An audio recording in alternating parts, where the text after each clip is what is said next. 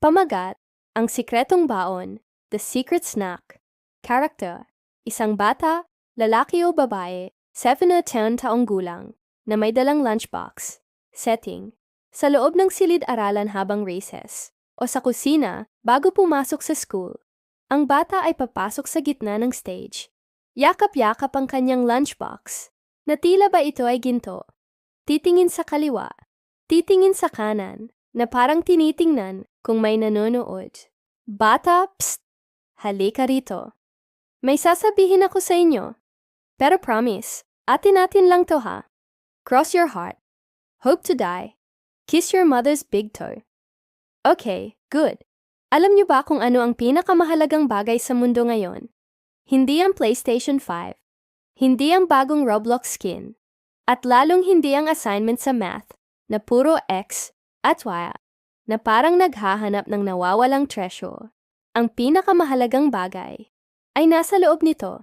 Itataas ang lunchbox ng dahan-dahan habang may dramatic music sa isip.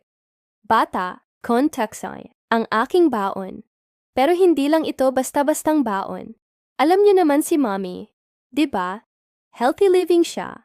Noong Lunes, ang baon ko, nilagang saging. Noong Martes, apple na may balat pa.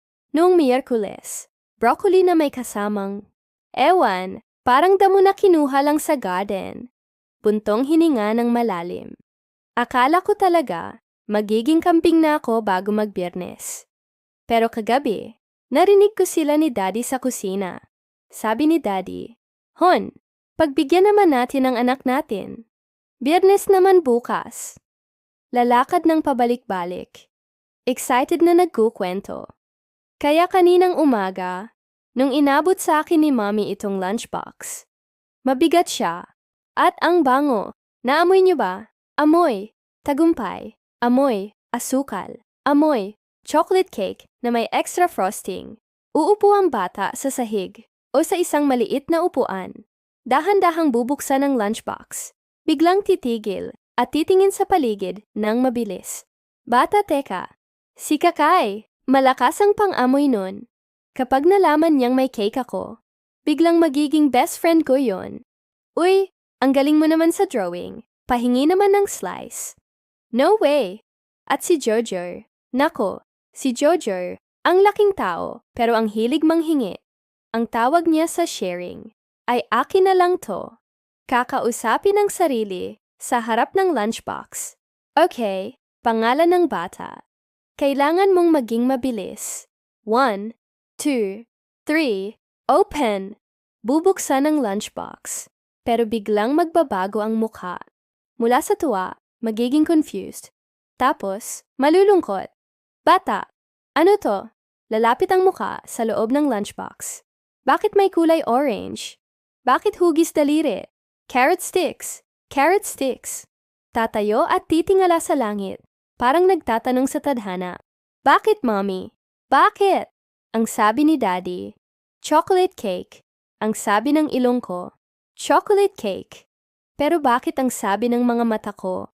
Vitamin A for clear eyesight? Mapapakemot sa ulo at uupo ulit. Siguro kaya ito ang baon ko kasi, sabi ni teacher, kailangan nating kumain ng masustansya para maging matalino. Pero paano ako magiging matalino kung ang utak ko umiiyak? Paano ako makakapag-solve ng 10 plus 10 kung ang tiyan ko naghahanap ng icing? Tititigan ng carrot sticks ng matagal.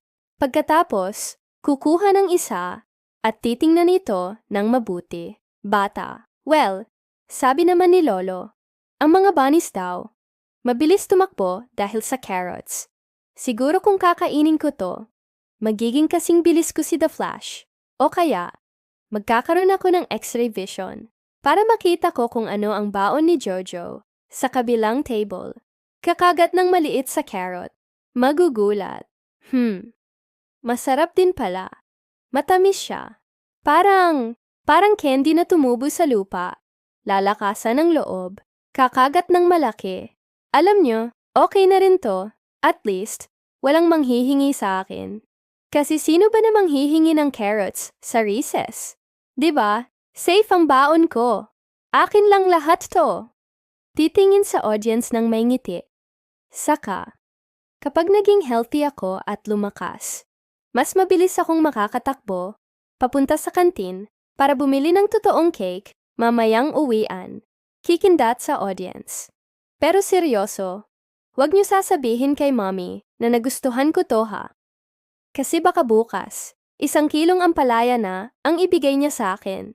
Sige na, kain muna ako. Bye.